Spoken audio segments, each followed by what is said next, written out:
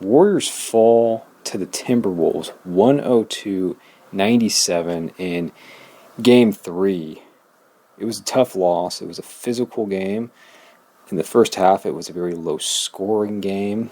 It was a close game throughout. And I'll just start off by saying it was difficult and a difficult loss because the Warriors kept it so close, being shorthanded. But at the same time, I have to be realistic. My expectations, it was not a win. You'd hope they would keep it close, but did I really expect them to win this game? No.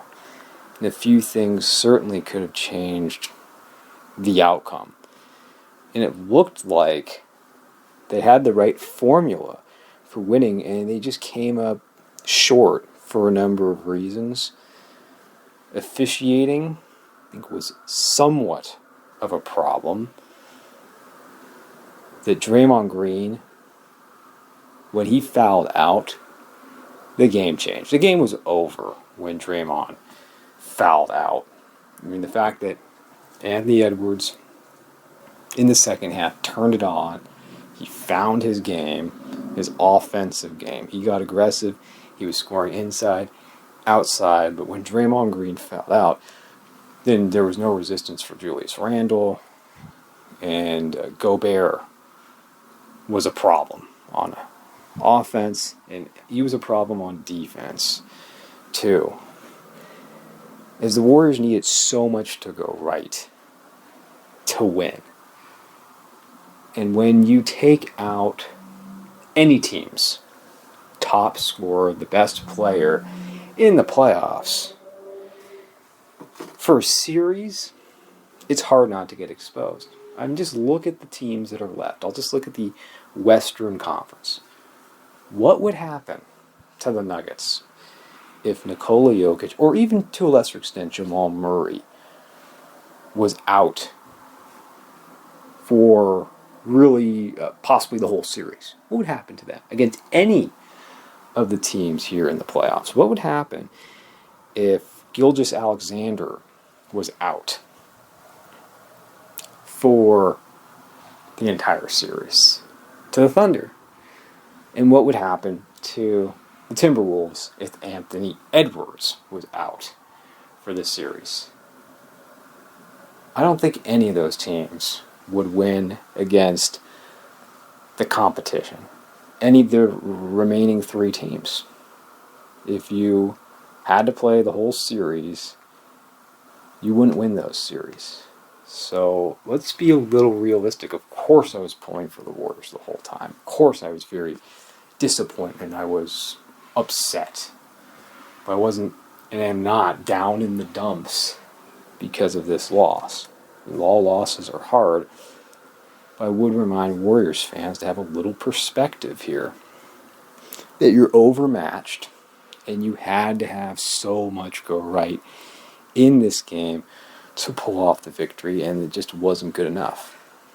I mean, how do you think the Spurs felt when Kawhi Leonard went down in the Western Conference Finals against the Warriors? They were done. They had no chance. And even if the Spurs would have won that first game in the 2017 Conference Finals, I still believe the Warriors would have won in 6 at the most. But once Kawhi was out, they had zero chance. Zero chance.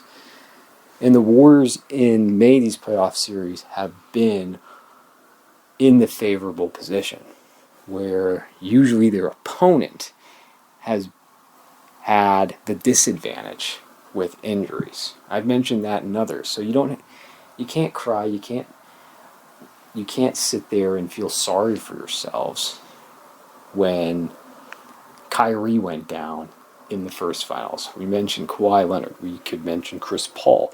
We could mention the shorthanded Nuggets in 2022. All these different series.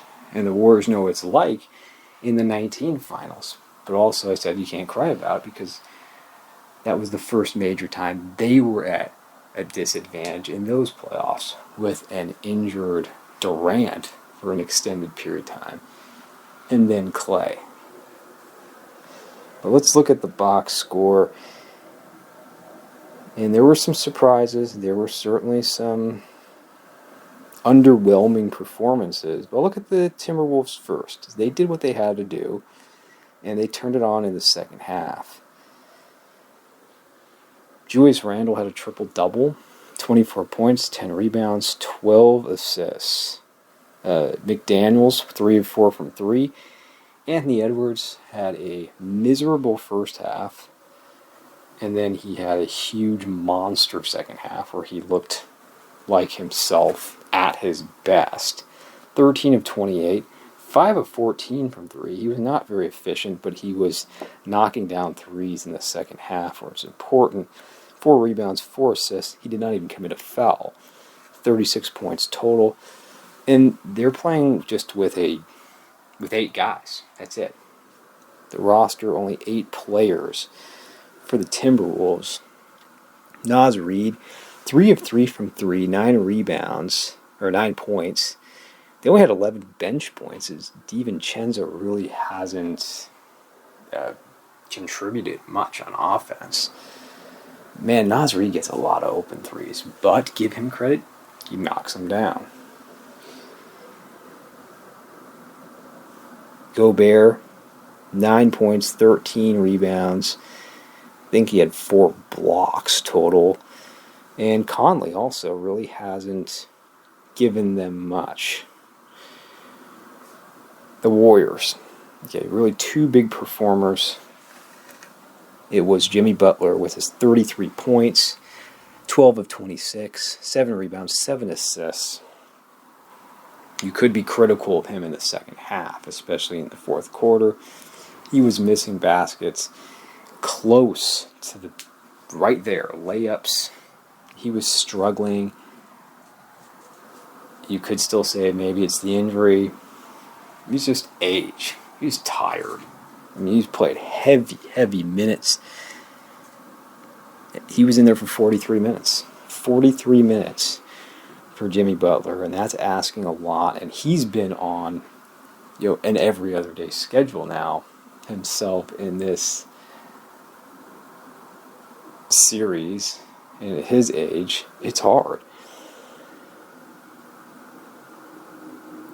But let's just look at the rest of the starters, though. Draymond Green, 29 minutes. One of my keys was you're going to need double digits from Draymond to win. 2 points. 2 points for Draymond Green. Only 2 rebounds. I mean, at times he was very good on defense, and I was upset when he fouled out because of the one that was reviewed, the foul that looked like Randall pushed off. It was reviewed, and they still called it a foul on Draymond Green. And I believe the game was lost when he fouled out. And I will fault him when he committed that 6th foul because he should have just given up the dunk. Just let your man go. You're too valuable. It's 2 points. Once you're out of the game, you don't have the defensive presence anymore. I mean, I love Looney, but Looney's not Draymond on defense. We all know that. Trace Jackson Davis started. He had 7 points, 2 rebounds. Buddy Hield, not much in the first half. The second half, though, he stepped it up. He had 14 points, 4 of 8 from 3, but he's come back to earth a bit. And you would think he would cool down, and he has. Looney also fouled out, 6 rebounds, 4 points. Gary Payton, 2 points. Moses Moody they're getting nothing out of him. He only played 3 points. He's lost his confidence. And Quentin Post, as the Rockets series progressed, also, it's just the playoffs are getting to him. He looks like a rookie out there. And he's struggling, and although he's 7 feet, he's a finesse player. He's not a physical player, and you're going up against bigs like Gobert, Naz Reid, Julius Randle. And that's a serious mismatch for him. He's just overmatched. But Kuminga was the other story. Jimmy Butler ran out of gas, and I am not going to get on Jimmy Butler. He gave it his all. Kuminga, 11 of 18 from the field. 3 of 4 from 3. 6 rebounds. 3 assists. 30 points. And I had to just sit there and shake my head over and over again and say, if the Warriors had only found more ways to incorporate him into the offense, then maybe he would be in a better position to be even more dominating, because now he's put together 2 strong games here back to back. And now look, a 30-point game against a healthy, fully equipped Timberwolves team. Kuminga gives you easy points. He can even knock down some threes. He gives you some defense. And man, talk about stepping up. I'm not one of those fans who's really critical of Steve Kerr, but I will criticize him over Kuminga, because just imagine if they were able to work it out with Curry, Butler, and Kuminga. I mean, that would be a great big three offensively, and I know it is a challenge putting those pieces together.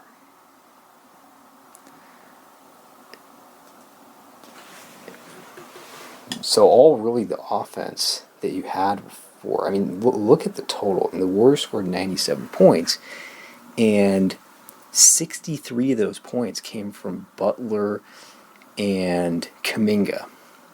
Podziemski. I didn't even mention Podziemski. 1 of 10, 8 rebounds, 5 points. So coming into this, I said, well, yeah, you're going to need a 30-point game out of Butler. You're going to need double digits from several guys. And the ones that I circled were Kuminga, definitely Kuminga, Draymond, and Podziemski. And you had Podziemski and Draymond combine for 7 points. Just not enough on offense. The Warriors were hurt with second chance points that the Timberwolves had. The offensive rebounding of the Timberwolves. I mean, the offensive rebounding has hurt them in both series. Rockets and Timberwolves, you're undersized. You're getting pushed around. Second chances. You know, when you get stops and you're giving them yet another attempt, when you're offensively challenged. And the Warriors just don't have enough shooting. They have too many guys on this team that cannot hurt you from 3, and they have too many guys that really struggle with free throws too. I'm sorry, when you got Draymond, Trace Jackson Davis, and Looney, you know, you love Draymond and you love Looney, but those are 3 guys who are big men, and they all struggle with free throws. And there is just not enough 3-point shooting. Even with Curry out there, they don't have enough 3-point threats. And it is really obvious that they don't have enough when he's out. Because even Kuminga is a guy who's probably a below average 3-point shooter. I mean, he stepped up and was 3 for 4. Buddy Hield was 4 for 8. The Warriors were the best 3-point shooting team. They changed the league, and now to see them as a below average 3-point shooting team is... my things have changed for the Warriors. And it really looked like it was going their way until Jimmy Butler got worn out and Draymond Green fouled out. I mean, they did have the formula. They were executing. But it was very fragile. Right? They really had to have everything go right. And they just don't have enough guys who can score. They don't. When Draymond's got 2 points, Pajemski's not in double digits, and you got 0 from Moody. You didn't get anything from Peyton. I mean, they tried hard. The Warriors are so different than the Lakers. The Lakers were pathetic. The Warriors have so much more heart than anything you saw for the Lakers. I mean, they made the Timberwolves earn this. They didn't mailed in. Timberwolves had to take this game. They did. And in the end, they deserved to win, but the Warriors fought them, and the points dried up in the fourth quarter between yet Draymond not being out there as a ball handler. That hurt his defense. And then Jimmy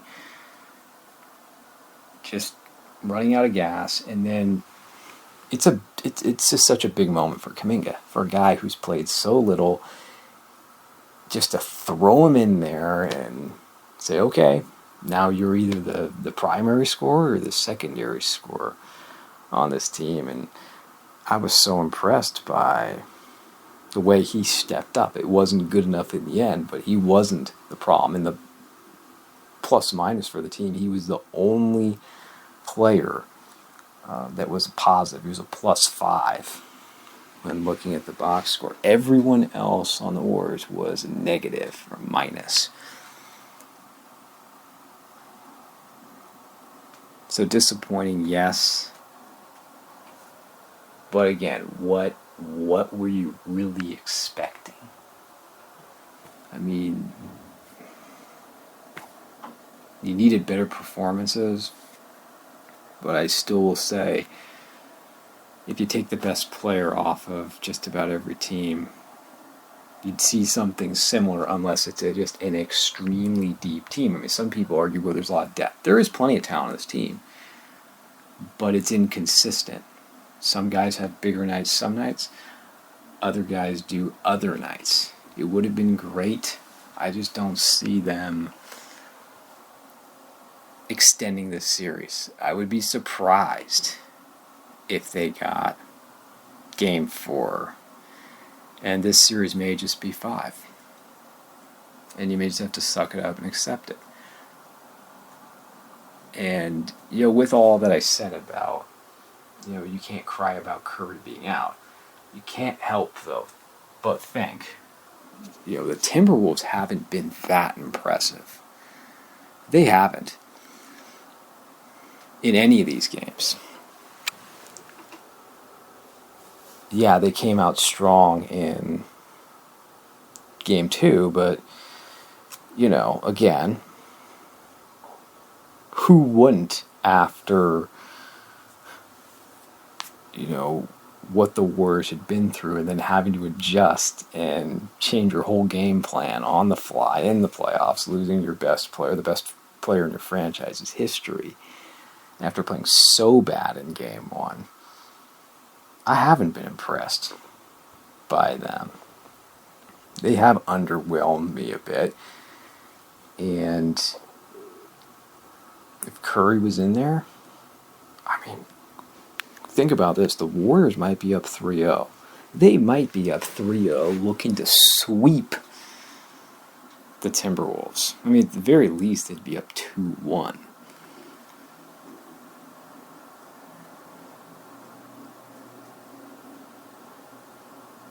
But I don't want to say the Timberwolves didn't deserve to win.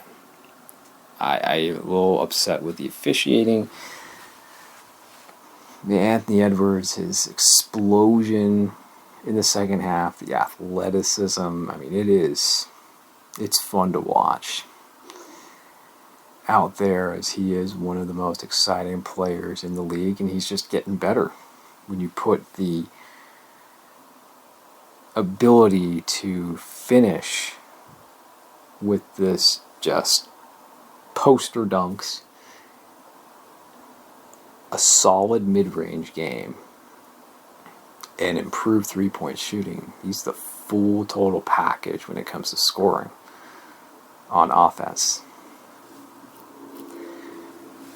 We'll have to see. We'll have to see in Game 4, but my problem is, yes, we could say the secondary guys could play better. I mean, you could get a much better game out of Draymond. Pajemski's been cold. Moody's been cold. You just need so much to go right again. And Butler put out so much energy, it wasn't good enough. And can you really expect Kuminga to put down 30 points again? I mean, maybe you could put up 20, and you get more from the other guys.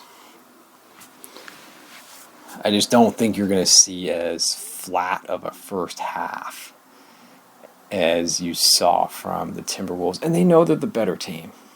They know they are much better than the Warriors, with the combo of Edwards and Randall, and they have enough other guys that can hurt you, because look at how many open threes, uncontested threes that the Wolves had. They had many open threes. I mean, just as the Rockets did. I mean, the Warriors have to work so hard for everything.